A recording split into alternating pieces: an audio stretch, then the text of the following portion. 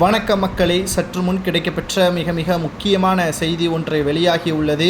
துணை முதல்வர் உதயநிதி ஸ்டாலின் அவர்களை கைது செய்ய தற்பொழுது நடவடிக்கை. பாஜக தலைவர் அண்ணாமலை அவர்கள் உள்துறை அமைச்சர் அமித்ஷா அவர்களுக்கு கடிதங்களை அனுப்பியுள்ளார். பாரத பிரதமர் மோடி அவர்களை ஒருமையில் பேசி பொதுவெளியில் கலவரத்தை தூண்டும் விதமாக உதயநிதி ஸ்டாலின் அவர்களது செயல்பாடுகள் மிக மோசமாக இருப்பதாகவும், தமிழகத்தில் ஒற்றுமையை சீர்குலைக்கும் வகையிலும், தமிழக பள்ளி மாணவர்களது எதிர்காலத்தை கேள்விக்குறியாக்கும் வகையிலும் உதயநிதி ஸ்டாலின் அவர்கள் பொய்யான குற்றச்சாட்டுகளை பரப்பி வருவதாக கூறி உள்துறை அமைச்சர் அமித்ஷா அவர்களிடம் தற்பொழுது கடிதங்களை அனுப்பியுள்ளார். மேலும் உதயநிதி ஸ்டாலின் அவர்கள் மீது 3 வழக்குகளும் உச்சநீதிமன்றத்தில் பதிவு செய்யப்பட்டுள்ளது.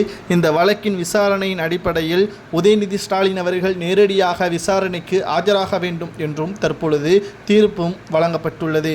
2 நீதிபதிகள் கொண்ட இந்த அமர்வில் ஏற்கனவே சனாதன வழக்கு உச்சநீதிமன்றம் துணை முதல்வர் உதயநிதி ஸ்டாலின் அவர்களை கண்டித்து அந்த வழக்கை தள்ளுபடி செய்தது.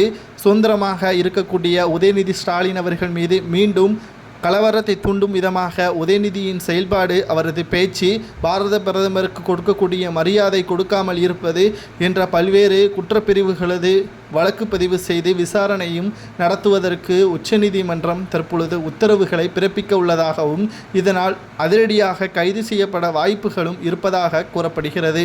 தமிழகத்தில் உதயநிதி ஸ்டாலின் அவர்கள் தான் திமுகவின் அடுத்த தலைவர் என்றும், அடுத்து வருகின்ற 2026 சட்டமன்ற தேர்தலில் முதல்வராக பொறுப்பேற்று விடலாம் என்ற கனவு கோட்டை வாழ்ந்து கொண்டிருக்கிறார். ஆனால் மக்கள் செலுத்தக்கூடிய ஒவ்வொரு ஓட்டுகளும் இருண்ட காலத்தை வெளிச்சமாக மாற்றுவதற்கு மாற்றத்தை ஏற்படுத்தும் விதமாக அவர்களது வாக்கு மாறும் என்றும் கூறப்படுகிறது.